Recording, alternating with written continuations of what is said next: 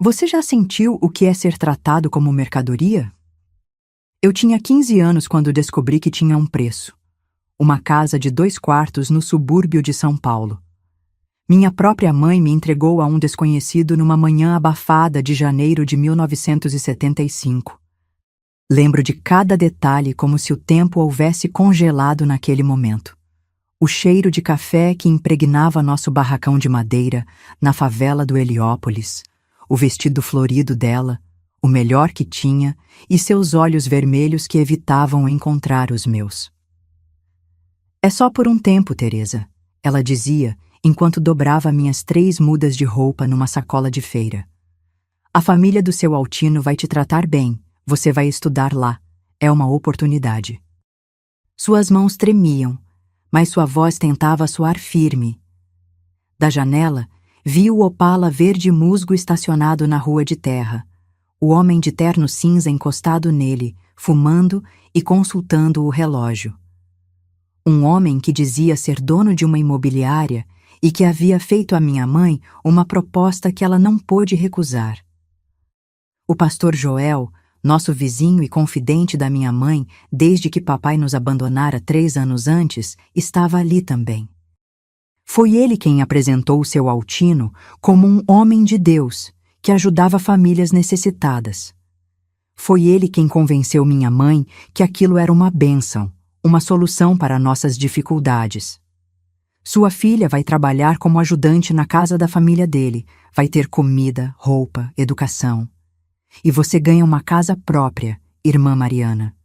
Não é uma providência divina? Minha mãe acreditou. Como não acreditaria?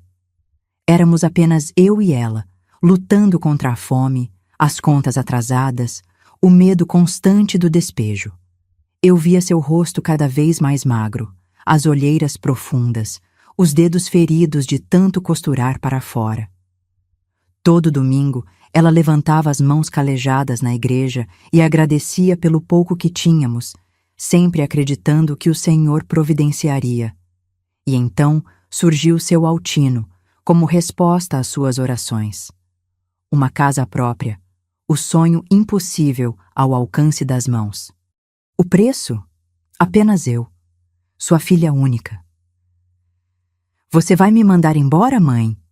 Perguntei com um nó na garganta quando o pastor saiu para conversar com o homem lá fora. Ela me abraçou forte, tão forte que por um momento pensei que tivesse mudado de ideia. Senti suas lágrimas molhando meu cabelo. "Não é mandar embora, filha. É uma chance para nós duas. Você vai ter um futuro melhor. Eu vou ter um teto. Quando eu estiver estabelecida, você volta. É uma promessa." Mas quando olhei em seus olhos, vi algo além das lágrimas. Era alívio? Esperança? Ou seria a resignação de quem finalmente se rende após anos de luta? Nunca soube dizer com certeza, porque aquele foi o último momento verdadeiro entre nós. Depois disso, tudo mudou. Eu mudei. Ela mudou. O mundo inteiro parecia ter seus alicerces abalados naquela manhã em que fui empacotada como parte de uma negociação imobiliária. Antes daquele dia fatídico, eu era apenas uma adolescente comum da periferia. Estudava na escola municipal, tirava notas razoáveis, sonhava em ser professora algum dia. Morávamos num barraco pequeno, mas limpo, que minha mãe mantinha com um orgulho silencioso. As paredes eram de madeira reaproveitada, o chão de terra batida coberto por pedaços de linóleo que ela conseguiu num descarte de loja. Tínhamos 2 cômodos, um quarto onde dividíamos uma cama de casal velha e uma sala que era também cozinha, separada por uma cortina florida que ela mesma costurou. Minha mãe, Mariana Silva, era costureira. Trabalhava em casa em uma máquina Singer antiga que pertencera à minha avó. Fazia consertos, ajustes, às vezes algumas peças por encomenda. Nos dias bons, conseguíamos comer carne uma vez na semana. Nos ruins, era arroz, feijão e, se tivéssemos sorte, um ovo dividido entre nós duas. Papai sumiu quando eu tinha 12 anos. José Alves, motorista de caminhão, saiu para uma entrega no Paraná e nunca mais voltou. Não sabíamos se morreu, se arrumou outra família ou se simplesmente decidiu que não aguentava mais a pobreza. Minha mãe o esperou por um ano inteiro, deixando uma vela acesa na janela todas as noites. Depois, a vela desapareceu, assim como as fotos dele, guardadas numa caixa embaixo da cama. Foi nessa época que minha mãe começou a frequentar a Igreja da Graça Redentora, um pequeno templo improvisado num galpão perto de casa. O pastor Joel se tornou sua bússola espiritual e conselheiro. Deus nunca dá um fardo maior do que podemos carregar, irmã Mariana, ele dizia, enquanto ela colocava no envelope de dízimo o dinheiro que faria falta na nossa mesa. Nossa rotina era simples. Eu ia para a escola pela manhã, voltava e ajudava nos afazeres domésticos. À tarde, estudava ou auxiliava minha mãe com as costuras, aprendendo o ofício. Às vezes, quando havia trabalho extra, passávamos noites acordadas finalizando encomendas. Minha mãe cantarolava hinos enquanto suas mãos habilidosas manejavam agulha e linha, como se cada ponto fosse uma pequena oração. Aos domingos, íamos à igreja. Eu não compartilhava completamente da fé fervorosa dela, mas gostava dos hinos, da sensação de pertencimento, do lanche que as irmãs serviam após o culto. Era o único momento em que víamos rostos sorridentes, em que éramos parte de algo maior que nosso pequeno universo de 2 cômodos. Nossa vizinhança era como uma grande família disfuncional. Todos pobres, todos lutando, todos se ajudando quando podiam. Dona Zefa, do barraco ao lado, às vezes trazia bolinhos de chuva para mim. Seu Toninho, o pedreiro da rua de baixo, consertou nosso telhado quando uma tempestade o danificou. "Paga quando puder, Mariana", disse ele, sabendo que talvez esse dia nunca chegasse. Foi nesse cenário de pobreza digna, de sonhos pequenos mas persistentes, que cresci. Eu tinha amigas na escola, Luísa, Sandra e Denise, com quem compartilhava segredos e risadas nos intervalos das aulas. Tinha meus cadernos bem cuidados, encapados com papel de pão colorido com canetinha. Tinha o respeito dos professores, que viam em mim uma aluna dedicada. E tinha minha mãe, que apesar de todas as dificuldades, nunca deixou de sorrir quando eu chegava da escola, nunca deixou de me abraçar antes de dormir. Até aquele dia. Até seu Altino aparecer com sua proposta tentadora. Até minha mãe decidir que uma casa valia mais que a minha presença diária. Até eu descobrir que no mundo dos adultos, tudo, inclusive uma filha, pode ser negociável pelo preço certo. Eu não queria acreditar que aquilo estava realmente acontecendo. Enquanto minha mãe arrumava minha pequena mala, na verdade uma sacola de feira reforçada com algumas roupas dobradas cuidadosamente, eu ainda esperava que ela virasse para mim e dissesse: "Mudei de ideia, você fica comigo." Mas suas mãos continuavam o trabalho metódico, seus olhos evitando os meus. "São pessoas boas, Teresa", ela repetiu pela 3ª vez, como se tentasse convencer a si mesma. "Eu vi fotos da casa deles, tem jardim, biblioteca. Você vai ter seu próprio quarto, imagina só." Meu próprio quarto. Como se isso compensasse não ter minha mãe por perto.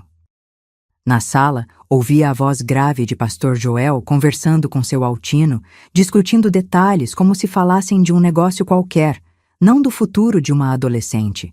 Frases soltas chegavam até mim. Documentação da casa, período de adaptação, mensalidades escolares. Aquelas palavras entravam como facas em meu peito. Eu já tinha ouvido histórias.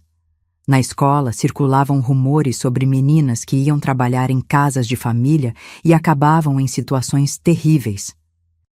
Sandra, minha amiga, tinha uma prima que foi para o Rio de Janeiro como empregada doméstica e voltou 6 meses depois, grávida e sem querer falar sobre o que acontecera.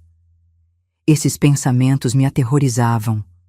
Mãe, Eu tentei mais uma vez, segurando suas mãos entre as minhas, interrompendo o dobrar mecânico das roupas. Por favor, não faz isso. Eu posso trabalhar depois da escola, posso ajudar mais nas costuras, posso... Não tem outro jeito, filha, ela cortou, finalmente olhando nos meus olhos. Vi ali não apenas tristeza, mas uma determinação que me assustou. A gente vai ser despejada no fim do mês. O dono do terreno vendeu tudo para uma construtora. Todo mundo aqui vai ter que sair. As outras famílias têm parentes, têm para onde ir. Nós não temos ninguém. Foi como um soco no estômago. Ela não tinha me contado sobre o despejo. Talvez para me poupar da preocupação, talvez porque ela mesma não quisesse acreditar. De repente, a proposta de seu Altino ganhou uma nova dimensão. Não era apenas uma troca, era, na mente dela, uma questão de sobrevivência. Você disse que ia tocar na novena para conseguir dinheiro extra, argumentei, lembrando das aulas de violão que ela havia insistido que eu fizesse com seu Juvenal, músico aposentado que dava aulas de graça para crianças do bairro. Eles só pagam 10 cruzeiros por noite, Teresa. Precisaríamos de meses para juntar o suficiente para o aluguel de um quarto de cortiço. Ela respirou fundo antes de continuar. Seu Altino está oferecendo uma casa, filha. Uma casa de verdade, com escritura no meu nome. Nunca mais teríamos que nos preocupar com despejo. E você ficaria lá só até eu me estabelecer, arrumar um trabalho melhor, talvez na fábrica de tecidos. 2 anos no máximo, prometo. 2 anos. Uma eternidade para mim naquele momento. E ainda assim, uma mentira que nenhuma de nós duas acreditava verdadeiramente. O chamado veio da sala, a voz do pastor Joel, soando forçosamente jovial. Estão prontas, minhas queridas? Seu Altino tem outros compromissos hoje. Outros compromissos. Outras vidas para negociar. Outros sonhos para destruir. Minha mãe fechou a sacola e me encarou. Seus olhos estavam secos agora, como se as lágrimas tivessem acabado, como se ela tivesse chegado a uma paz interior com sua decisão. É hora, Teresa. Quando saímos para a sala, vi o pastor Joel e seu Altino apertando as mãos, como fechando um acordo. Sobre a mesa, um envelope pardo que imaginei conter os documentos da casa. Minha mãe se aproximou e pegou o envelope com mãos trêmulas. Seu Altino sorriu para mim, um sorriso que não alcançava seus olhos frios. Era alto, de traços finos, cabelo grisalho penteado para trás, terno impecável apesar do calor. Vamos, menina, o motorista está esperando. Motorista? Só então percebi que o Opala verde tinha um homem ao volante, um sujeito corpulento de óculos escuros. Meu coração acelerou. Posso me despedir da minha mãe? Ele fez um gesto magnânimo com a mão, como quem concede um grande favor. Abracei minha mãe com toda a força, sentindo seu cheiro de lavanda barata, o mesmo perfume que ela usava apenas em ocasiões especiais. Ela acariciou meu cabelo, sussurrando. Vai dar tudo certo. Tenha fé. Eu te amo mais que tudo nessa vida. Quando nos separamos, vi uma lágrima solitária escorrer por sua face. Foi a última imagem que guardei dela naquele dia, parada na porta do nosso barraco, segurando o envelope contra o peito, como se ele contivesse sua salvação, enquanto eu era levada para longe no carro de um estranho. O Opala verde deslizava pelas ruas de São Paulo, afastando-se cada vez mais da favela do Heliópolis.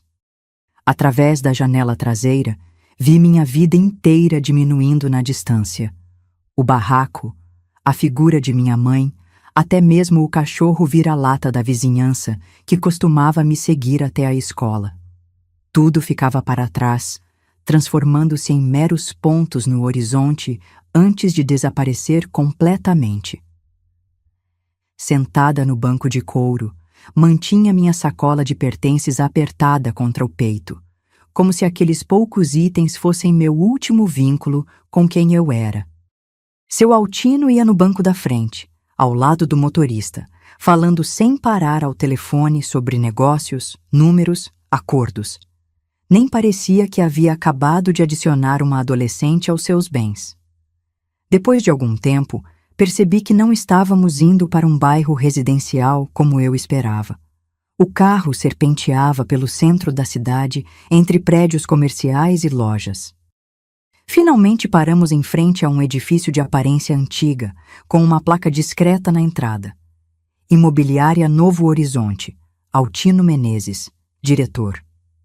Venha, menina, ele disse, saindo do carro sem olhar para trás, como se tivesse certeza de que eu o seguiria. O motorista, que se apresentou como Juvenal, pegou minha sacola e indicou que eu deveria acompanhar seu Altino. Não se preocupe, sussurrou ele, num tom surpreendentemente gentil. Não é tão ruim quanto parece. Não é tão ruim quanto parece. Aquelas palavras não ofereciam muito conforto. O interior da imobiliária era um labirinto de cubículos e mesas com secretárias digitando em máquinas de escrever. O barulho das teclas criava uma sinfonia frenética que aumentava minha ansiedade. Seguimos por um corredor até uma sala no final, onde uma placa dourada anunciava: Diretor. Seu Altino abriu a porta e fez um gesto para que eu entrasse. A sala era espaçosa, com uma grande escrivaninha de mogno, estantes de livros e quadros de certificados nas paredes. Pela janela, via-se a Catedral da Sé ao longe. Ele indicou uma cadeira para que eu sentasse e tomou seu lugar atrás da escrivaninha, observando-me com uma expressão que não consegui decifrar. Quantos anos você tem mesmo, Teresa? Perguntou, folheando uma pasta com papéis. 15, respondi em voz baixa. E está em que série? Primeira do 2º grau. Ele anotou algo no papel à sua frente, então recostou-se na cadeira e me estudou por alguns instantes. Sua mãe me disse que você toca violão. Assenti, incapaz de entender aonde aquela conversa ia chegar. Meu coração batia tão forte que tinha certeza de que ele podia ouvi-lo. E tira boas notas na escola? Outro aceno de cabeça. Uma batida na porta interrompeu o estranho interrogatório. Uma mulher entrou. Alta, elegante, cabelos grisalhos presos num coque impecável. Usava um tailleur cinza e sapatos de salto que ecoavam no piso de madeira. Esta é a menina? Perguntou ela, me analisando como se eu fosse um objeto em leilão. Sim, Helena, esta é Teresa Silva. A mulher, que descobri ser Helena Menezes, esposa de seu Altino, circundou a cadeira onde eu estava sentada, seu olhar crítico me examinando de cima a baixo. Magra demais, comentou como se eu não estivesse presente. E esse cabelo precisa de um corte decente. Mas os olhos são bonitos. E as mãos parecem limpas. Senti meu rosto queimar de vergonha e raiva. Queria gritar, queria fugir, queria estar de volta em meu barraco simples, mas digno. Ao invés disso, mantive os olhos baixos, tentando conter as lágrimas. Ela vai servir, concluiu Dona Helena. Vou levá-la para casa e explicar suas funções. Seu Altino assentiu e se voltou para mim. Você vai trabalhar na nossa casa, Teresa. Como combinamos com sua mãe. Vai ajudar Helena com os afazeres domésticos e, em troca, terá moradia, alimentação e continuará seus estudos. É um arranjo justo. Justo? Nada naquela situação me parecia justo. Mas antes que eu pudesse dizer qualquer coisa, a porta se abriu novamente e um rapaz entrou. Devia ter uns 20 e poucos anos, alto como seu Altino, mas com traços mais suaves, cabelos castanhos caindo sobre os olhos, que ergueu surpreso ao me ver. Pai, desculpe interromper. Precisava pegar.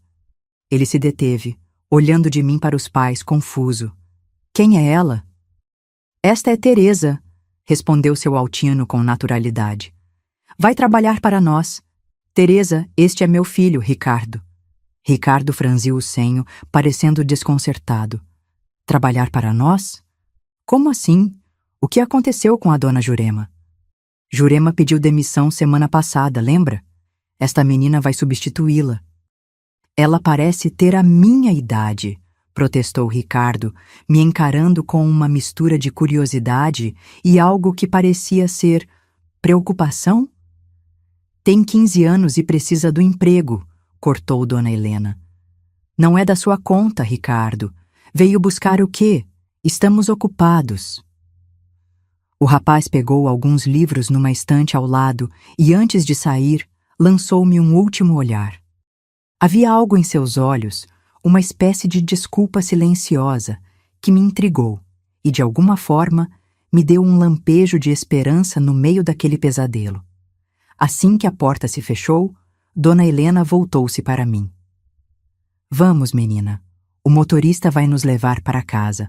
No caminho, explicarei suas obrigações. Enquanto saíamos da sala, notei seu Altino abrir uma gaveta e colocar dentro dela o envelope pardo que continha os documentos da casa de minha mãe, a casa pela qual eu havia sido trocada.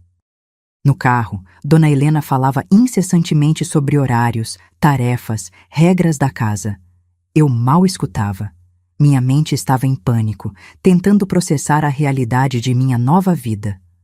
Olhando pela janela, vi as ruas arborizadas do bairro de Higienópolis surgirem. Prédios elegantes, mansões antigas, pessoas bem vestidas passeando com cachorros de raça. Um mundo completamente diferente do meu. Um mundo onde eu era apenas uma mercadoria, adquirida pelo preço de um imóvel no subúrbio. O quarto de empregada na casa dos Menezes era maior que o barraco inteiro onde eu vivia com minha mãe. Tinha uma cama de solteiro com um colchão firme, um armário pequeno mas funcional, uma mesinha com um abajur e até um minúsculo banheiro privativo. Em outras circunstâncias, eu poderia ter ficado impressionada com aquele luxo. Naquele momento, porém, tudo o que sentia era a solidão esmagadora de quem foi arrancada de sua vida. Depois que Dona Helena me mostrou o quarto e saiu, trancando a porta pelo lado de fora, "Por segurança", ela disse. Desabei na cama e finalmente dei vazão às lágrimas que estivera segurando. Chorei silenciosamente, com o rosto enterrado no travesseiro para abafar os soluços. Chorei pela minha mãe, pela nossa vida simples, pelos meus amigos da escola, pelo futuro que eu havia imaginado para mim. Chorei até sentir minha garganta doer e meus olhos incharem. Quando as lágrimas finalmente secaram, um vazio gelado tomou conta de mim. Era como se algo tivesse morrido dentro do meu peito. Aquela Teresa sonhadora, que acreditava no amanhã, parecia ter ficado para trás no Heliópolis, junto com o resto da minha vida. Sentei-me na beirada da cama e abri a sacola de feira com meus pertences. Entre as poucas roupas dobradas, encontrei minha maior surpresa: meu violão. Não o violão caro que os filhos das famílias ricas carregavam para as aulas particulares, mas um instrumento simples, de segunda mão, que seu Juvenal havia me dado quando percebeu que eu tinha talento. Como aquilo tinha ido parar ali? O violão mal cabia na sacola e eu tinha certeza de que não o havia colocado lá. Junto dele, um bilhete escrito com a caligrafia trêmula da minha mãe. Minha filha, não tive coragem de te entregar isto pessoalmente. Seu violão é a única coisa de valor que podemos chamar de nossa. Leve-o com você, continue tocando. A música vai ser sua companheira quando eu não puder estar. Logo estaremos juntas de novo. Com todo o meu amor, mãe. Apertei o bilhete contra o peito, enquanto uma nova onda de lágrimas surgia. Aquele pedaço de papel era meu único vínculo real com ela agora. Dobrei-o cuidadosamente e o escondi dentro do violão, prometendo a mim mesma que o guardaria para sempre. O som de uma chave na fechadura me sobressaltou. A porta se abriu e Dona Helena entrou, carregando um uniforme cinza simples, daqueles usados por empregadas domésticas. "Vista isso", ordenou, colocando as roupas sobre a cama. "Jantamos às 8 em ponto, e você deve servir a mesa. Antes disso, quero que tome um banho e penteie esse cabelo. Não quero uma selvagem servindo meus convidados." Meus dedos se fecharam instintivamente ao redor do violão, como se ele pudesse me proteger. Dona Helena notou o instrumento e franziu as sobrancelhas. O que é isso? Meu violão, respondi em voz baixa. Eu toco um pouco. Ela pareceu considerar por um momento antes de suspirar. Pode ficar com ele, mas só toque nos seus horários de folga e nunca quando houver visitas em casa. Não quero barulho. Já na porta, acrescentou. Tem meia hora para se arrumar. Não me faça esperar. Após ela sair, olhei para o uniforme com um misto de humilhação e raiva. Nunca havia me sentido tão pequena, tão insignificante. Em casa, apesar de toda a pobreza, eu era Teresa, filha, estudante, amiga, sonhadora. Ali, eu era apenas... O quê? Uma serviçal adquirida numa transação imobiliária? O banho que tomei foi como uma tentativa desesperada de lavar a sensação de sujeira que se instalara em minha alma. A água quente, um luxo que eu raramente tinha em casa, escorria por meu corpo enquanto eu tentava processar o que estava acontecendo. Era real? Eu havia realmente sido trocada por uma casa? Minha mãe realmente havia concordado com aquilo? Vesti o uniforme com movimentos mecânicos, observando meu reflexo no espelho do pequeno banheiro. A roupa cinza eliminava qualquer traço de individualidade, transformando-me em algo genérico, a empregada. Amarrei meus longos cabelos negros num rabo de cavalo severo, como havia visto outras empregadas usarem. O resultado me fez congelar. Eu parecia muito mais velha, muito mais derrotada. Os primeiros dias na casa dos Menezes estabeleceram o ritmo do que seria minha nova vida. Acordar às 5:30 da manhã, preparar o café da família junto com Neuza, servir a mesa, limpar os quartos, lavar e passar roupas, ajudar no almoço, mais limpeza à tarde, preparar o jantar, servir, limpar novamente e finalmente recolher-me ao quarto por volta das 10 da noite, exausta demais até para chorar. Dona Helena supervisionava cada tarefa com olhos de águia, pronta para apontar qualquer falha. Não é assim que se passa uma camisa social, menina. Esses pratos ainda têm manchas. O piso do banheiro não está brilhando como deveria. Suas críticas constantes me faziam sentir incompetente, incapaz, embora eu me esforçasse ao máximo para aprender e fazer tudo corretamente. No terceiro dia, quando quebrei acidentalmente uma xícara de porcelana enquanto lavava a louça do café da manhã, Dona Helena perdeu a paciência. Você tem ideia do valor dessa xícara? Era parte de um conjunto que trouxe da Europa, gritou ela, seu rosto a centímetros do meu. Vou descontar do seu pagamento. Talvez assim aprenda a ser mais cuidadosa. Pagamento? Que pagamento? Até aquele momento ninguém havia mencionado qualquer remuneração. Eu estava ali como parte de um acordo, uma troca sinistra que nem sequer compreendia completamente. Mas não ousei questionar.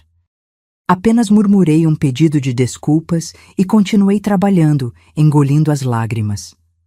Uma semana se passou sem notícias da minha mãe. Eu esperava desesperadamente por algum contato, algum sinal de que ela se importava, de que estava planejando me trazer de volta. Cada vez que a campainha tocava, meu coração saltava, imaginando que poderia ser ela, mas nunca era. Numa tarde de domingo, meu suposto dia de folga, embora Dona Helena sempre encontrasse algo urgente para eu fazer, encontrei Ricardo na varanda dos fundos, lendo um livro. Ele ergueu os olhos quando me viu e, para minha surpresa, sorriu. Oi, Teresa, como você está se adaptando? Hesitei, desconfiada daquela gentileza inesperada. Estou me esforçando, senhor. Senhor? Ele riu, um som surpreendentemente caloroso. Tenho só 22 anos. Por favor, me chame de Ricardo. Ficamos em silêncio por alguns momentos antes dele perguntar, em voz mais baixa. Você está aqui porque quer mesmo? A pergunta me pegou desprevenida. Ninguém ali havia demonstrado o menor interesse em minha vontade até então. Senti meus olhos encherem de lágrimas e desviei o olhar. Minha mãe, ela precisava de uma casa. Ricardo franziu a testa, claramente confuso. Como assim? O que uma coisa tem a ver com a outra? Antes que eu pudesse responder, a voz cortante de Dona Helena soou da porta da cozinha. Teresa, os lençóis não vão se passar sozinhos. E Ricardo, não distraia a menina. Afastei-me rapidamente, sentindo o olhar de Ricardo nas minhas costas. Aquela breve conversa plantou uma semente de esperança em mim. Talvez nem todos naquela casa me vissem apenas como uma propriedade. Na segunda semana, Neuza me chamou para conversar enquanto preparávamos o jantar. Com seus 50 e muitos anos e décadas trabalhando para famílias ricas, ela parecia enxergar além das aparências. Sua mãe te entregou para eles, não foi? Perguntou em voz baixa, enquanto picava cebolas. Assenti, sem conseguir falar. Não é a primeira vez que vejo isso acontecer, continuou ela. Famílias pobres, desesperadas, e gente como os Menezes se aproveitando. Mas minha mãe ganhou uma casa, murmurei, tentando justificar o injustificável. Neuza me lançou um olhar que mesclava compaixão e uma sabedoria triste. E você acha que essa casa vale o quê, menina? Vale o trabalho de uma vida inteira. Se alguém fizesse as contas, veria que você vai pagar essa casa 10 vezes com seu trabalho aqui. Suas palavras caíram como uma pedra em meu estômago. Eu nunca havia pensado dessa forma, mas fazia sentido. Não era caridade, não era oportunidade, era exploração disfarçada de favor. O que posso fazer? Perguntei desesperada. Por enquanto, sobreviver, respondeu Neuza, apertando minha mão. E estudar. Seu Altino prometeu que você continuaria estudando, não foi? Cobre isso. É sua única chance de mudar sua história. Naquela noite, depois que todos foram dormir, tirei meu violão do esconderijo que havia encontrado no fundo do armário. Toquei baixinho, apenas sentindo as cordas sob meus dedos, lembrando-me de quem eu era antes de tudo aquilo. A música sempre havia sido meu refúgio, minha forma de expressão quando as palavras falhavam. Com lágrimas escorrendo silenciosamente, toquei a canção que minha mãe mais gostava. Era uma conexão invisível com ela, um fio de memória que me mantinha inteira quando tudo mais parecia despedaçar-se. Enquanto tocava, fiz uma promessa a mim mesma. Aquela situação não me definiria. De alguma forma, eu encontraria forças para transformar aquela humilhação em algo diferente. O que eu não sabia ainda era quanto essa promessa custaria e como o destino tinha planos surpreendentes para uma menina que havia sido trocada por uma casa. Após um mês na casa dos Menezes, consegui finalmente abordar seu Altino sobre a promessa de continuar estudando. Encontrei-o sozinho no escritório numa manhã de sábado, enquanto eu limpava as prateleiras. Senhor, quando poderei voltar à escola? Perguntei, tentando manter a voz firme apesar do nervosismo. Foi parte do acordo que eu continuaria estudando. Seu Altino ergueu os olhos dos papéis que examinava, como se tivesse esquecido completamente desse detalhe. Ah, sim, os estudos, disse, ajustando os óculos. Vou providenciar sua matrícula no colégio estadual do bairro. Você frequentará as aulas à noite, depois de cumprir suas obrigações aqui. Aquilo era menos do que eu esperava, mas ainda assim, uma vitória. Estudar à noite significaria ainda menos horas de descanso, mas eu estava disposta a fazer qualquer sacrifício para manter minha educação. 2 semanas depois, comecei a frequentar o Colégio Estadual Conselheiro Lafayette, a 10 quadras da mansão. Eu saía correndo após servir o jantar, assistia às aulas exausta após um dia inteiro de trabalho e voltava quase à meia-noite para ainda organizar a cozinha para o dia seguinte. O contraste entre meus 2 mundos não poderia ser mais gritante. Durante o dia, eu era a empregada invisível, a menina silenciosa de uniforme cinza. À noite, tentava ser apenas Teresa, uma estudante como qualquer outra, embora meus olhos cansados e mãos ásperas contassem uma história diferente. Fazer amizades foi meu primeiro grande desafio. Os outros alunos do noturno eram, em sua maioria, adultos trabalhadores ou jovens problemáticos que haviam sido expulsos do turno diurno. Ninguém parecia interessado na garota quieta do fundo da sala que mal conseguia manter os olhos abertos durante as aulas. Um dia, durante a aula de português, a professora Cecília pediu que escrevêssemos uma redação sobre nossos sonhos para o futuro. Enquanto meus colegas reclamavam da tarefa, eu me vi paralisada diante da folha em branco. Sonhos? Que sonhos poderia ter alguém na minha situação? Quando finalmente comecei a escrever, foi como se uma represa tivesse se rompido. Escrevi sobre música, sobre liberdade, sobre dignidade. Escrevi sobre querer ser professora um dia, sobre ajudar outras meninas como eu. Escrevi com uma honestidade que me surpreendeu a mim mesma. Na semana seguinte, professora Cecília me chamou após a aula. Teresa, sua redação foi extraordinária, disse ela com um brilho nos olhos. Você tem um dom com as palavras. Já pensou em participar do concurso literário da escola? Baixei os olhos, constrangida.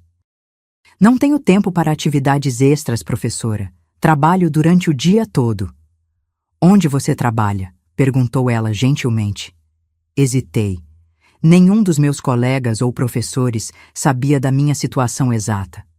Numa casa de família, em Higienópolis.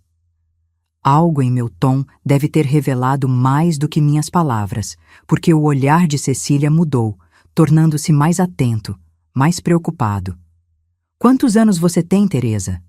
15, professora. Ela franziu o senho. E seus pais? Minha mãe. Comecei, mas as palavras ficaram presas na garganta. Como explicar que minha própria mãe havia me trocado por uma casa? Como admitir aquela vergonha em voz alta? Está tudo bem, disse Cecília, vendo minha dificuldade. Mas saiba que você pode conversar comigo se precisar. E quanto ao concurso, pense com carinho. Você poderia escrever nos finais de semana, talvez? Concordei com a cabeça. Mais para encerrar a conversa do que por acreditar realmente que teria essa oportunidade. Meus finais de semana eram tão ocupados quanto os dias de semana. A única diferença era que eu limpava móveis antigos em vez de passar roupas. Ao voltar para a mansão naquela noite, encontrei Dona Helena furiosa. Eram quase 00:15, 15 minutos além do horário em que eu deveria estar de volta. Onde você estava? Exigiu ela, bloqueando minha entrada. Tem ideia da hora? Desculpe, senhora. A professora quis falar comigo depois da aula. Professora? Ela riu, um som frio e cortante. Não se iluda, menina. Você não está naquela escola para ser alguém. Está lá porque foi parte do acordo. Seu lugar é aqui, servindo a esta família. Suas palavras me atingiram como um tapa, mas algo dentro de mim, talvez o eco das palavras de encorajamento da professora Cecília, me impediu de abaixar a cabeça como de costume. O acordo também incluía meu direito de estudar, respondi, surpresa com minha própria ousadia. E pretendo continuar fazendo isso. O rosto de Dona Helena se contorceu de raiva. Não se esqueça de quem você é e o que está fazendo aqui. Sua mãe te vendeu para nós. Você nos pertence. Aquela foi a primeira vez que alguém verbalizou tão cruamente a natureza da minha situação. Eu sabia, é claro, mas ouvir aquelas palavras pronunciadas em voz alta era diferente. Era como se o último véu de decência tivesse sido arrancado, revelando a verdade nua e crua da minha condição. Naquela noite, deitada na cama após completar minhas tarefas extras, Dona Helena havia me punido fazendo-me limpar todos os banheiros da casa.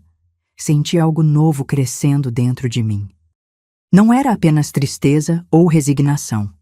Era uma determinação furiosa, um desejo ardente de provar que ela estava errada. Eu não pertencia a ninguém, e de alguma forma encontraria um caminho para fora daquela prisão.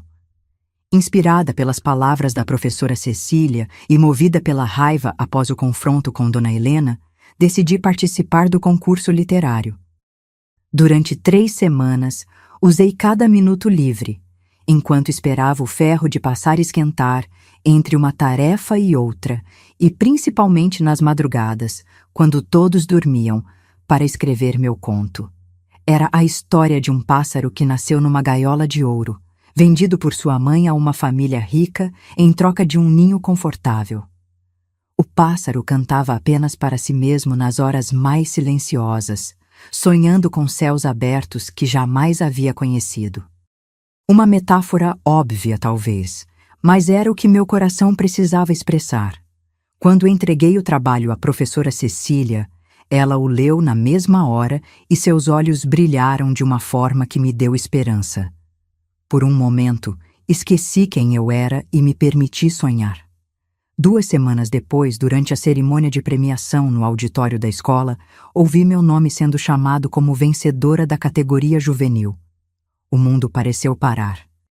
Eu, Teresa Silva, a menina que havia sido trocada por uma casa, estava sendo aplaudida, reconhecida por algo que tinha criado. Com pernas trêmulas, subi ao palco. A diretora me entregou um certificado e um livro de contos brasileiros. Não era um prêmio luxuoso, mas para mim representava muito mais do que seu valor material. Era a primeira conquista verdadeiramente minha naquela nova vida. A euforia durou pouco. Ao retornar à mansão naquela noite, encontrei Dona Helena me esperando com uma cópia do jornal do bairro. Na página de cultura local, havia uma pequena nota sobre o concurso, com os nomes dos vencedores, incluindo o meu. "Que palhaçada é essa?" exigiu ela, agitando o jornal. "Você acha que está aqui para brincar de escritora? Para chamar atenção?" "Foi só um concurso escolar, senhora", tentei explicar. A professora insistiu. "Não me interessa. Você está aqui para trabalhar, não para se exibir. E se alguém reconhece seu nome? Se começam a fazer perguntas?" Só então compreendi sua verdadeira preocupação. Não era apenas sobre meu tempo ou minhas prioridades. Era sobre manter nossa situação em segredo. Uma menina de 15 anos trabalhando como empregada interna, sem contrato formal, sem salário real. Havia muito que os Menezes preferiam manter longe dos olhos públicos. "Você está proibida de participar de qualquer atividade escolar além das aulas regulares", decretou Dona Helena. "E vou conversar com Altino sobre a necessidade dessa escola. Já está aprendendo coisas demais para o seu próprio bem." O medo de perder meu único vínculo com o mundo exterior, a escola, me fez implorar. "Por favor, senhora, prometo não participar de mais concursos. Prometo ficar invisível, mas não me tire da escola." Algo em meu desespero deve tê-la satisfeito, porque ela apenas deu um sorriso frio. "Vamos ver se você consegue manter essa promessa. Agora vá limpar a prataria. Toda ela." Passei a madrugada polindo talheres de prata que já brilhavam, com o coração pesado e o certificado do concurso escondido sob meu colchão. Aquele momento de glória havia se transformado em mais uma humilhação.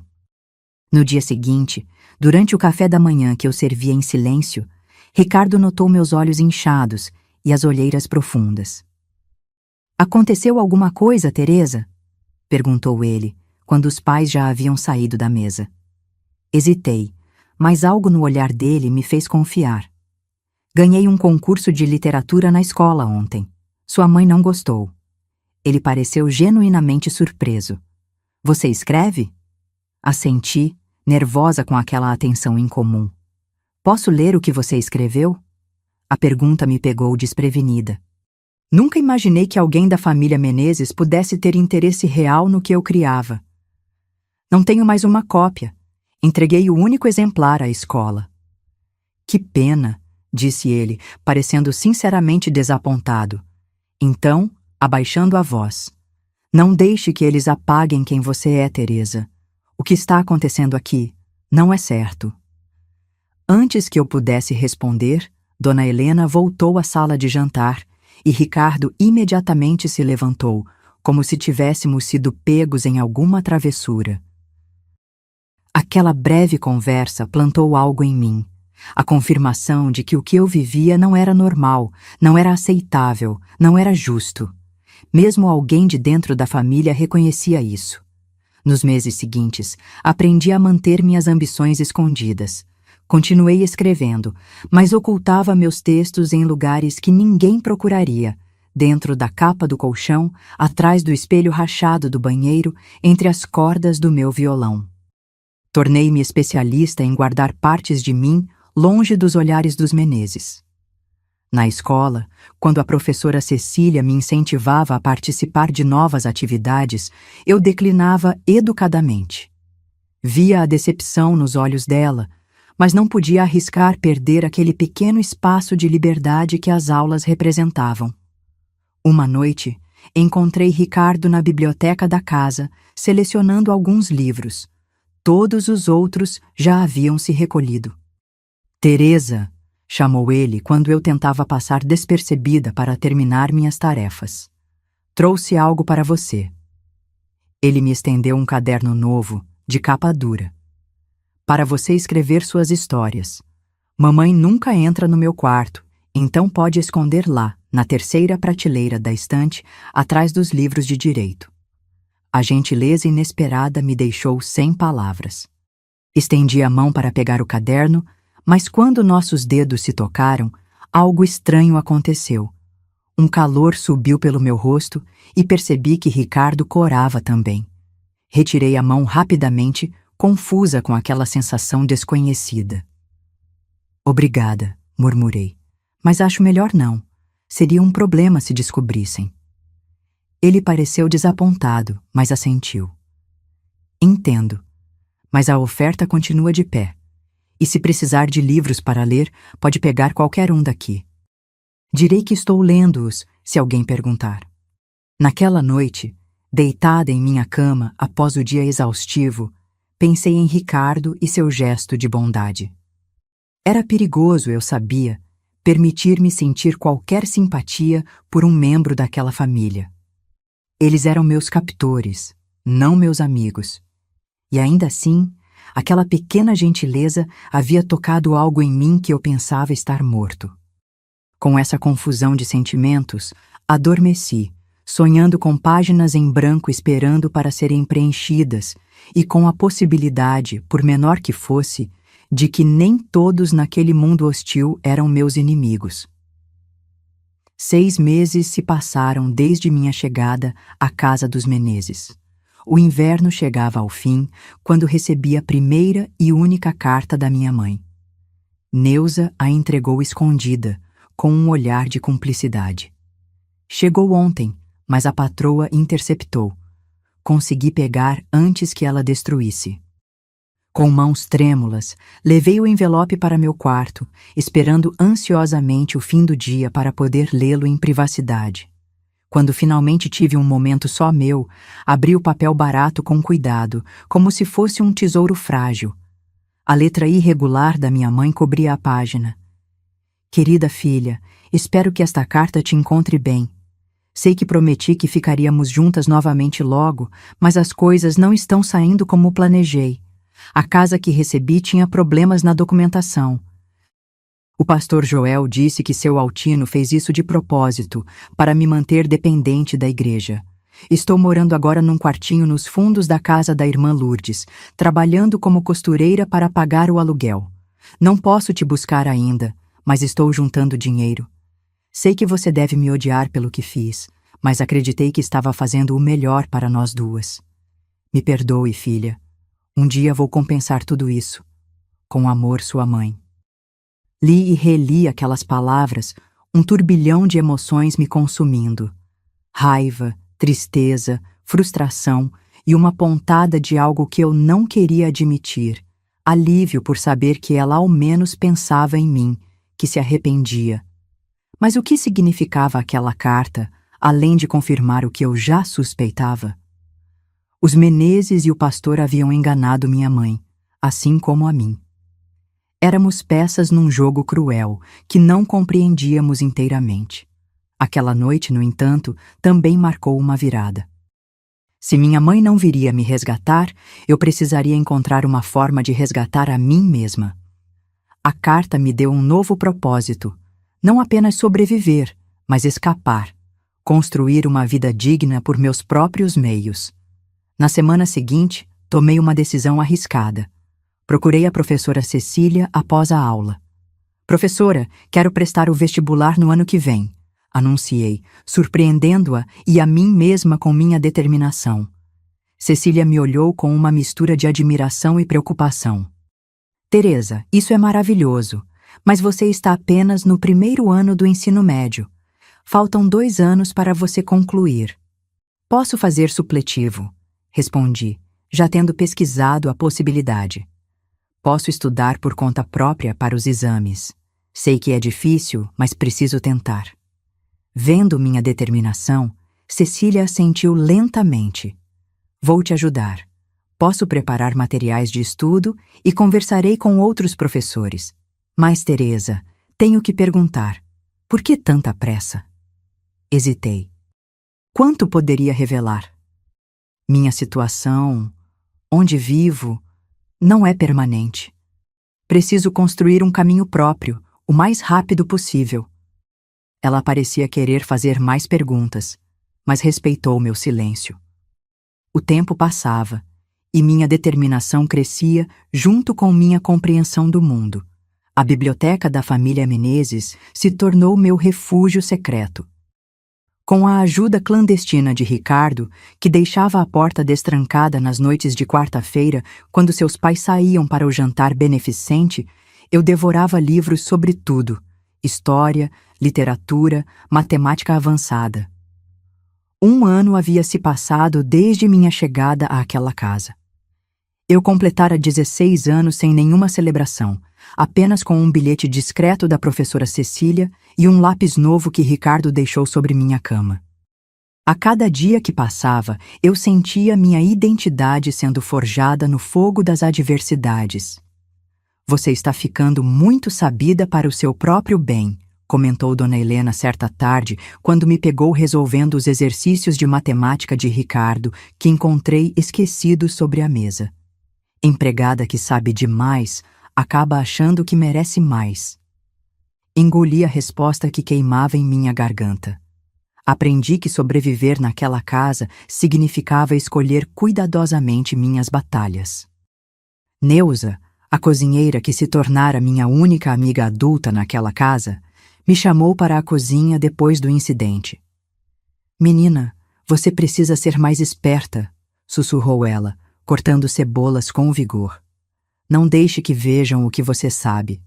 Guarde seu conhecimento como se guarda dinheiro, escondido, mas sempre à mão quando precisar."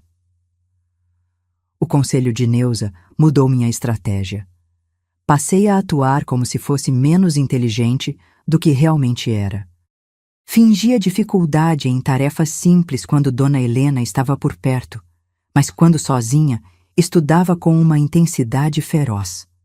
Comecei a guardar cada centavo das pequenas gorjetas que às vezes recebia quando servia aos convidados em jantares especiais. Foi nessa época que descobri algo surpreendente. Seu Altino não era realmente dono de uma imobiliária. Era apenas um corretor que trabalhava para uma incorporadora maior, especializada em negócios obscuros envolvendo terrenos na periferia. A casa que minha mãe recebera era parte de um loteamento irregular, sem documentação adequada. Descobri isso por acidente, ouvindo uma conversa acalorada entre ele e um sócio na biblioteca quando pensavam que estavam sozinhos. "O esquema com o pastor está ficando arriscado demais", dizia o homem desconhecido. "Já são 5 famílias que cederam filhos em troca de casas que mal valem o papel do contrato." Aquela revelação foi como um soco no estômago. Não era apenas eu. Havia outras pessoas como eu, Outros adolescentes, separados de suas famílias, através de um esquema cruel que explorava a pobreza e a fé. Precisei de toda a minha força para continuar servindo o chá e sair da sala como se não tivesse ouvido nada. Naquela noite, fiz uma promessa a mim mesma. Não seria apenas a minha liberdade que eu buscaria. De alguma forma, encontraria um jeito de expor aquele esquema e ajudar os outros que, como eu, haviam sido negociados como mercadoria. A menina assustada que chegou àquela casa 1 ano antes estava desaparecendo. Em seu lugar, crescia uma jovem mulher determinada, que aprendera a transformar sua dor em propósito. Eu ainda não sabia como, mas encontraria um caminho para a justiça. Meu plano começou a tomar forma quando completei 17 anos. Após quase 2 anos na casa dos Menezes, eu conhecia cada canto, cada rotina, cada segredo daquela família. Ricardo, que agora cursava o 1º ano de Direito, tornara-se meu aliado silencioso, embora nossa relação fosse complexa e confusa. Você percebe que o que seus pais fazem é ilegal, não é? Perguntei a ele numa tarde em que estudávamos na biblioteca. Eu fingindo limpar as estantes enquanto absorvia o conteúdo de seus livros universitários. Ele baixou o olhar, a culpa evidente em seu rosto. Sempre soube que era errado. Só recentemente entendi que também é crime. Ricardo havia mudado ao longo dos meses. As aulas de direito despertaram nele uma consciência que seus pais nunca cultivaram. Começamos a trocar bilhetes escondidos. Ele me passava informações sobre os negócios do pai, eu registrava tudo meticulosamente num caderno oculto sob o assoalho solto do meu quarto minúsculo. Foi em março de 1977 que a tensão chegou ao limite.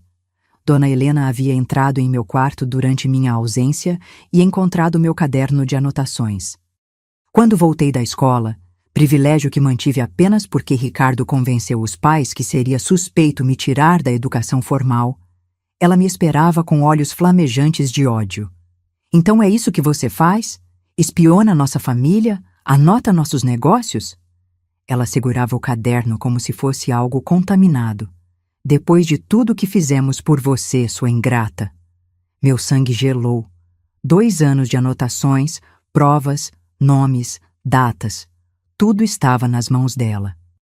Mas algo em mim havia mudado permanentemente. Não me encolhi, não abaixei os olhos. A senhora chama de ingratidão. Eu chamo de justiça. Respondi, surpreendendo a nós duas com minha firmeza. O que vocês fizeram comigo e com outros adolescentes é crime. Tráfico de pessoas, trabalho análogo à escravidão, fraude imobiliária. O tapa veio rápido e forte, deixando minha face ardendo. Mas permaneci de pé, os olhos fixos nos dela. Você não é ninguém, sibilou ela. Sua própria mãe te vendeu por uma casa caindo aos pedaços. Quem vai acreditar em você contra nós? Eu vou. A voz de Ricardo soou da porta. Ele estava pálido, mas determinado. Eu testemunharei sobre tudo o que vi e ouvi nesta casa nos últimos anos. Dona Helena empalideceu. Ricardo, o que está dizendo? É sua família. É justamente por ser família que não posso mais ficar calado, mãe. O confronto que seguiu foi terrível. Seu Altino foi chamado às pressas ao quarto. Gritos, ameaças, portas batendo. Fui trancada no porão da casa, um cômodo úmido e escuro usado para guardar velharias. Através das paredes finas, ouvia fragmentos da discussão acalorada no andar de cima. Ela sabe demais. Não podemos simplesmente... O pastor pode ajudar a resolver. Não serei cúmplice de mais crimes. Encolhida no escuro, abraçando meus joelhos, senti um medo diferente de tudo que já havia experimentado. Não era o medo da punição ou do sofrimento. Era o medo de que tudo o que havia construído, todas as provas que havia reunido, todo o plano de expor aquele esquema criminoso fosse destruído naquela noite. As horas se arrastavam. O silêncio que eventualmente caiu sobre a casa era mais aterrorizante que os gritos. O que estariam planejando para mim? Minha mente corria por cenários terríveis.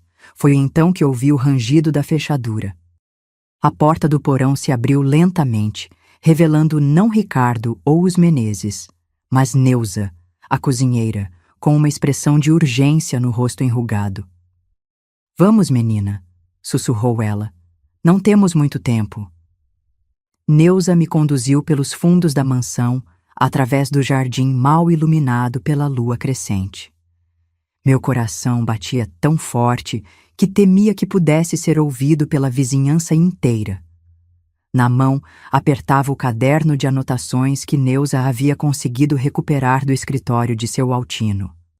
"Ricardo está nos esperando na esquina", explicou ela rapidamente enquanto me passava um casaco fino. "Ele convenceu os pais de que seria melhor esperar até amanhã para resolver seu caso, como eles disseram. Comprou tempo para nós." "Para onde vamos?" perguntei, ainda atordoada com a rapidez dos acontecimentos. "Para a casa da minha irmã em Santo Amaro. Você fica lá esta noite e amanhã Ricardo virá com um advogado que conheceu na faculdade." A menção a Ricardo me trouxe sentimentos conflitantes. Durante aqueles 2 anos, nossa relação havia evoluído de uma forma que eu não sabia nomear. Não era romance, as circunstâncias tornavam isso impossível, mas havia uma conexão, uma aliança que transcendia nossas posições naquela casa. Quando chegamos à esquina combinada, Ricardo estava lá, inquieto, olhando constantemente para trás. Ao me ver, seu rosto se iluminou com um misto de alívio e preocupação. "Você está bem? Eles te machucaram?" "Estou bem", respondi, sentindo o peso daquela noite em cada osso do meu corpo. "O que aconteceu depois que me trancaram?" "Meu pai queria te mandar para uma fazenda no interior, onde tem um sócio", explicou Ricardo, sua voz tremendo de indignação. "Minha mãe sugeriu te denunciar à polícia por roubo, inverter a situação. Foi quando percebi que precisava agir imediatamente." Um táxi se aproximou, previamente chamado por Ricardo. Neuza me abraçou forte antes de me empurrar gentilmente para dentro do veículo. "Seja forte, menina. Você já é mais corajosa do que eu jamais fui em toda a minha vida." Ricardo entrou no táxi comigo, para surpresa de ambas. "Vou com vocês até Santo Amaro. Não posso voltar para casa agora. Além disso, preciso te mostrar algo." Durante o trajeto, Ricardo tirou do bolso um pequeno gravador. Consegui registrar a conversa entre meu pai e o pastor Joel hoje à tarde. Eles mencionam explicitamente o esquema das casas e os adolescentes colocados em famílias. É a prova que você precisava. Olhei para o pequeno aparelho com assombro, depois para o rosto determinado de Ricardo. Em seus olhos, via não apenas o filho rebelde contra os pais, mas um jovem homem enfrentando sua própria consciência moral. "Por que está fazendo isso?" perguntei finalmente, a pergunta que queimava em mim desde que ele aparecera na porta do meu quarto horas antes. Ricardo olhou pela janela do táxi para as luzes de São Paulo que passavam como borrões coloridos. Quando se voltou para mim, havia lágrimas em seus olhos. "Porque você me ensinou que existem coisas pelas quais vale a pena sacrificar tudo. A verdade é uma delas." Naquele momento, enquanto o táxi cruzava a cidade adormecida, percebi que estávamos na véspera da maior batalha da minha vida. Uma batalha não apenas pela minha liberdade, mas pela justiça para todos aqueles que, como eu, haviam sido tratados como mercadoria num esquema cruel que explorava os mais vulneráveis. A manhã seguinte chegou com o peso da responsabilidade sobre meus ombros. Na pequena sala do apartamento da irmã de Neuza, em Santo Amaro, eu me sentava frente a um homem de meia idade, cabelos grisalhos e olhar gentil, porém determinado. Doutor Paulo Mendonça, advogado especializado em direitos humanos e professor de Ricardo na Faculdade de Direito. "Entendo que seja assustador, Teresa", dizia ele depois de ouvir meu relato completo e a gravação feita por Ricardo. Mas o que temos aqui é um caso sério de exploração sistemática de menores, fraude imobiliária e possivelmente tráfico humano. Não podemos simplesmente ignorar. E minha mãe? Perguntei, a pergunta que me atormentava desde o início. Ela será punida também? Ela não sabia. Ela foi enganada. Dr. Paulo suspirou. Legalmente, sua mãe pode ser considerada cúmplice. Mas há circunstâncias atenuantes. A vulnerabilidade social, a manipulação religiosa. Nosso foco principal são os organizadores do esquema, a família Menezes e o pastor Joel. Ricardo, sentado ao meu lado, segurou minha mão suavemente. Teresa, sei que é difícil, mas pense em quantas outras famílias estão sendo separadas agora mesmo por causa desse esquema. Foi esse pensamento que finalmente solidificou minha decisão. Não era apenas sobre mim ou minha mãe. Era sobre um sistema de exploração que precisava ser exposto. Naquela tarde, acompanhada pelo Dr. Paulo, Ricardo e uma assistente social chamada Marli, entrei no fórum para prestar depoimento formal.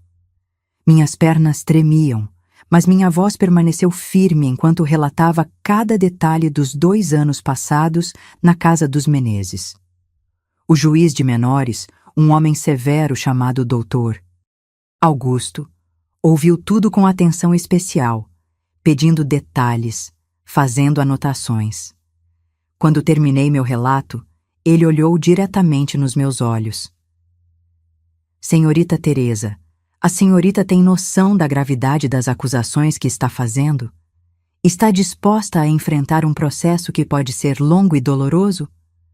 Tenho, meritíssimo, respondi, a voz mais firme do que jamais esteve.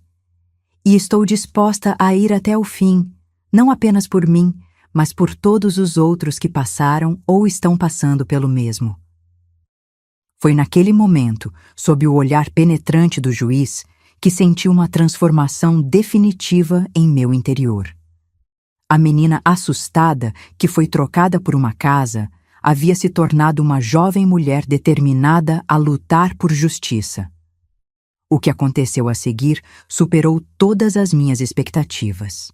O juiz, visivelmente tocado pelo meu testemunho e pelas provas apresentadas, emitiu mandados de busca e apreensão para a casa dos Menezes e para a igreja do pastor Joel, naquela mesma tarde. Uma operação que envolveu policiais civis e o recém-criado Serviço de Proteção a Menores. Na casa dos Menezes, foram encontrados documentos que comprovavam o envolvimento em transações imobiliárias fraudulentas. Na igreja, algo ainda mais chocante. Uma lista com nomes de 17 adolescentes colocados em famílias em troca de doações imobiliárias nos últimos 5 anos. Eu estava na sala de espera do fórum quando Ricardo entrou correndo, o rosto transformado pela urgência. Teresa, encontraram outros 3 adolescentes trabalhando em casas de famílias ligadas ao pastor. Uma delas tem apenas 13 anos. Naquele instante, todas as dúvidas que ainda pudessem existir em meu coração se dissiparam. A dor que senti, o abandono, a exploração, tudo havia me conduzido a este momento. O momento em que minha história pessoal se transformava em algo maior que eu mesma. As semanas seguintes foram um turbilhão. Meu nome foi protegido por ser menor de idade, mas a operação que desmantelou o esquema de tráfico humano disfarçado de caridade religiosa ganhou as manchetes dos principais jornais de São Paulo. Pastor e corretor, presos por esquema de exploração de menores, anunciava o estado de São Paulo. Adolescentes trocados por casas, o esquema que chocou a cidade, dizia outra manchete. Seu Altino e Dona Helena foram presos preventivamente, assim como o pastor Joel. Os adolescentes encontrados em situação semelhante à minha foram encaminhados para casas de acolhimento enquanto suas famílias eram localizadas e a situação legal avaliada. Uma tarde, enquanto eu estava na casa-abrigo para menores, onde fui temporariamente acolhida, recebi a visita que mais temia e, ao mesmo tempo, mais esperava: minha mãe. Ela entrou hesitante na pequena sala de visitas, envelhecida além de seus 40 anos. Seus olhos, antes sempre alertas e orgulhosos, apesar da pobreza, agora estavam baixos, carregados de vergonha. Por um momento, ficamos em silêncio, o peso de 2 anos de separação forçada entre nós. Filha, ela começou, a voz quebrando. Não sei nem por onde começar a te pedir perdão. Olhei para aquela mulher quebrada à minha frente e senti um redemoinho de emoções. Raiva, mágoa, compaixão, amor, tudo misturado de forma confusa em meu peito. Por quê, mãe? Foi tudo que consegui perguntar, a voz embargada. Como pôde acreditar que me dar para eles era a solução? Ela chorou abertamente então, as lágrimas lavando anos de culpa reprimida. Eu acreditei que estava te dando uma chance melhor, que você teria educação, comida, um futuro. O pastor dizia que era uma bênção, uma oportunidade divina. Eu queria acreditar tão desesperadamente que algo bom poderia acontecer para nós. Eles me trataram como escrava, respondi, deixando as lágrimas correrem também. Eu limpava, cozinhava, servia, sem salário, sem direitos, sem liberdade. Isso não é oportunidade, mãe, é exploração. Ela assentiu, destroçada. Eu percebi isso semanas depois, quando tentei te visitar e não deixaram. Quando a tal casa que recebi começou a apresentar problemas e descobri que não tinha documentação regular. Tentei te buscar de volta, mas o pastor disse que eu seria presa por quebrar o acordo. Eu tive medo, tanto medo. Dr. Paulo, que acompanhava o caso de perto, havia me explicado que minha mãe não seria indiciada criminalmente. Como outras famílias envolvidas, ela era considerada vítima de um esquema que explorava a vulnerabilidade social e a fé religiosa para obter lucro. E agora? Perguntei finalmente, a pergunta pairando como uma nuvem pesada entre nós. Estou trabalhando como costureira numa confecção, respondeu ela, um brilho tímido de esperança nos olhos. Aluguei um quartinho em Santana. Não é grande coisa, mas é honesto. E quando você puder, se quiser, tem espaço para nós duas. Olhei para minha mãe, aquela mulher que havia cometido o erro mais doloroso possível, mas que ainda assim era a única família que eu tinha. A raiva ainda estava lá, assim como a dor. Mas percebi que também havia espaço para perdão, não imediato, não incondicional, mas um perdão que poderia ser construído com tempo e honestidade. Não sei se posso voltar a morar com você agora, disse finalmente. Preciso de tempo, mas podemos começar conversando, talvez nos visitando. Quando ela estendeu a mão trêmula sobre a mesa, hesitei por um momento antes de aceitá-la. Não era um final feliz de conto de fadas. Era algo muito mais real e complexo, o começo de um longo processo de reconstrução e cura. São Paulo, 2025. 50 anos se passaram desde aquela manhã em que minha mãe me entregou a um desconhecido em troca de uma casa. Olho pela janela do meu apartamento modesto, mas confortável, no bairro da Saúde, observando a cidade que já foi cenário de tanto sofrimento e que, ironicamente, se tornou meu lar permanente. Aos 65 anos, aposentada após 3 décadas como assistente social especializada em proteção a crianças e adolescentes, tenho tempo para refletir sobre a jornada que me trouxe até aqui. Sobre como uma tragédia pessoal pode se transformar em propósito de vida.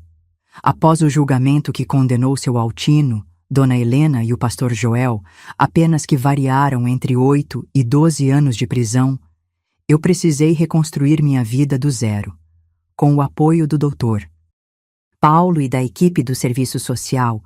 Consegui uma bolsa de estudos para terminar o ensino médio em regime acelerado. 2 anos depois, entrei para a faculdade de serviço social. Durante todos aqueles anos, mantive contato com minha mãe. Nossa relação nunca voltou a ser o que era antes. Como poderia? Mas conseguimos construir algo novo, baseado numa compreensão mútua mais madura. Ela nunca deixou de se culpar pelo que havia feito, mesmo quando eu já tinha encontrado em meu coração o caminho para o perdão verdadeiro.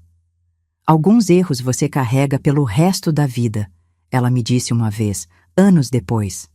Não como punição, mas como lembrete do preço que se paga por desespero e ingenuidade. Minha mãe faleceu em 2005, aos 76 anos. Estive ao lado dela nos últimos momentos, segurando sua mão como ela não pôde segurar a minha naquele momento crucial da minha adolescência. Nós duas havíamos feito as pazes não apenas uma com a outra, mas com nossa história compartilhada. Ricardo Menezes se tornou promotor de justiça, especializando-se em casos de tráfico humano e exploração de vulneráveis. Nos encontramos ocasionalmente ao longo dos anos, sempre com um misto de carinho e melancolia, pelo que poderia ter sido em outras circunstâncias. Ele nunca se reconciliou completamente com os pais, mesmo após eles cumprirem suas penas.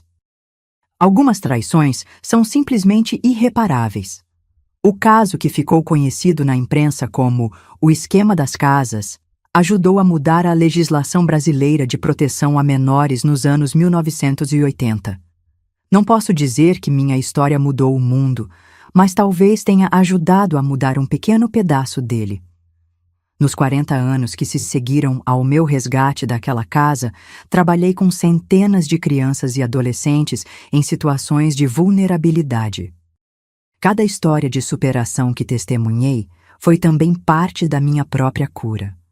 Cada jovem que conseguiu reconstruir sua vida me lembrava que o que aconteceu comigo não precisava definir quem eu me tornaria. Às vezes, nas noites mais silenciosas, ainda me pego pensando naquela menina de 15 anos, assustada no banco traseiro de um Opala verde musgo, sendo levada para longe de tudo que conhecia. Queria poder voltar no tempo e dizer a ela: vai doer muito, mas você vai sobreviver. E não apenas sobreviver. Você vai usar essa dor para crescer de maneiras que nem imagina possíveis. As cicatrizes psicológicas nunca desapareceram completamente. Tenho dificuldade em confiar nas pessoas, em me permitir ser vulnerável. Nunca me casei, embora tenha tido alguns relacionamentos significativos ao longo da vida. Parte de mim sempre se manteve em guarda, como se esperasse que a qualquer momento alguém pudesse me trair novamente da forma mais fundamental. Mas aprendi que as cicatrizes, embora permanentes, não precisam ser apenas marcas de dor. Elas podem ser mapas que mostram o caminho que percorremos, testemunhas silenciosas da nossa capacidade de sobreviver e seguir adiante. Na parede da minha sala, tenho emoldurado o diploma de honra ao mérito que recebi em 2015 do Conselho Nacional dos Direitos da Criança e do Adolescente por meus 30 anos de serviço. Ao lado dele, uma foto antiga e desbotada. Eu, com 15 anos, antes de tudo acontecer. Uma menina de olhos brilhantes, sorriso tímido e sonhos simples. Olho para essa foto todos os dias e penso em como nossas vidas podem mudar em um instante, como decisões tomadas por outros podem alterar completamente nossa trajetória. Penso em como seria minha vida se minha mãe tivesse feito uma escolha diferente naquela manhã de 1975. Mas também penso em todas as vidas que pude tocar justamente porque passei pelo que passei. Os mais de 1.000 adolescentes que acompanhei ao longo de minha carreira. As políticas públicas que ajudei a moldar com meu testemunho e experiência. As famílias que consegui manter unidas porque reconhecia os primeiros sinais de desespero que levam a decisões irreversíveis. Há algum tempo, recebi uma carta emocionante de uma mulher chamada Fernanda. Ela era uma das adolescentes resgatadas daquele mesmo esquema em 1977. Tinha apenas 13 anos quando foi colocada numa família em troca de um terreno prometido a seus pais. Após o resgate, seguimos caminhos diferentes na vida. Você não me conhece pessoalmente, escreveu ela, mas seu exemplo mudou minha vida. Quando li sobre seu caso nos jornais, mesmo sendo tão jovem, percebi que não estava sozinha e que o que aconteceu não era minha culpa. Hoje sou psicóloga infantil, trabalhando com crianças traumatizadas. Queria que soubesse que seu ato de coragem criou ondas que continuam se espalhando, décadas depois. Essa carta me lembra que nossas histórias pessoais, por mais dolorosas que sejam, têm o poder de transcender nosso sofrimento individual e tocar outras vidas. Que nossa vulnerabilidade, quando compartilhada com propósito, pode se tornar força para outros. Se você está assistindo a este relato e também carrega marcas de abandono, traição ou abuso, quero que saiba: sua história não termina no seu pior momento. O que foi feito com você é parte da sua história, mas não define quem você é ou quem pode se tornar. Por muito tempo, me defini como a menina que foi trocada por uma casa. Era uma forma de me agarrar à injustiça, de manter viva a dor como prova de que ela realmente aconteceu. Mas com o tempo, aprendi que somos muito mais do que as coisas que nos acontecem. Somos as escolhas que fazemos depois, os significados que construímos, as vidas que decidimos viver apesar de tudo. Hoje, aos 65 anos, não sou mais a menina que foi trocada por uma casa. Sou Teresa Silva, assistente social aposentada, mentora, amiga, defensora dos direitos humanos. Sou alguém que transformou uma tragédia pessoal em serviço aos outros. Não porque sou especial ou extraordinariamente forte, mas porque descobri que a única maneira de dar sentido à dor é usá-la para aliviar o sofrimento alheio. Naquela manhã de 1975, quando o Opala verde musgo se afastou, levando uma adolescente em lágrimas, algo terminou. Minha infância, minha inocência, minha confiança incondicional no mundo. Mas algo também começou. Uma jornada de descoberta da minha própria força, uma busca por justiça que me levaria muito além dos limites da minha própria história. E talvez seja isso que todos nós procuramos no final. Não apagar as cicatrizes, mas transformá-las em pontes que nos conectam uns aos outros em nossa humanidade compartilhada. Porque no fim das contas, ninguém deveria ter um preço. Ninguém deveria ser trocado por uma casa ou por qualquer outra coisa. Somos todos infinitamente valiosos, irredutivelmente humanos, merecedores de dignidade e respeito. Esta é a verdade pela qual lutei. Esta é a verdade pela qual continuo lutando.